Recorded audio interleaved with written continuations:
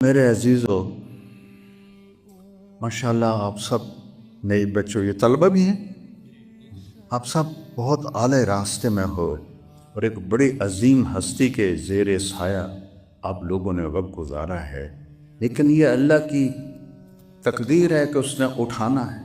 جب اپنے حبیب کو بھی نہیں گنجائش دی، اتنی گنجائش دی کہ جتنا رہنا رہ دو، لیکن انک میت و انہم میتون، آپ نے بھی مرنا ہے، انہوں نے بھی مرنا ہے۔ تو موت کوئی فنا نہیں ہے، موت تو مزے کی چیز۔ صحابہ پہ یہ بات کھل گئی تھی، وہ موت کو گلے لگاتے پھرتے تھے۔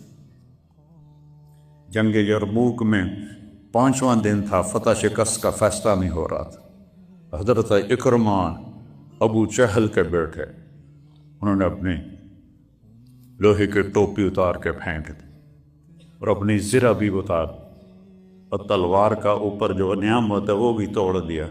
کون ہے مرنے کے لیے میرے ہاتھ پہ بیعت کرتا؟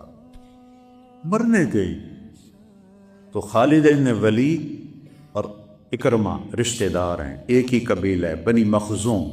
تو سردار تو خالد تھے، انہوں نے اکرمہ کا ہاتھ پکڑ لیا، نہ اللہ کا واسطہ، ابھی تیری ضرورت ہے، یہ قسم نہ اٹھا، یہ کام نہ کر۔ نے سے جھٹکے سے ہاتھ چھوڑا کر الیک عنی، خالد پیچھے ہٹ گیا۔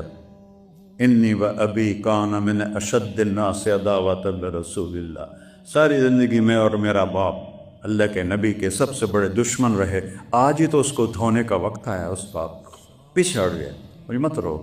سب سے پہلے کس نے بیعت کی؟ بیٹے نے، عمر بن اکرمہ۔ کس بات پر بیعت ہو رہی ہے؟ کہ وہ یا فتح ہو یا جانے چلی۔ 400 قریشی نوجوانوں نے حضرت اکرمہ کے ہاتھ پر بیعت کی، انہوں نے سریں پھینک دی، خود اتار دیے، تلواریں لے کر سب ٹوٹ پڑے اور اکثر شہید ہو گئے۔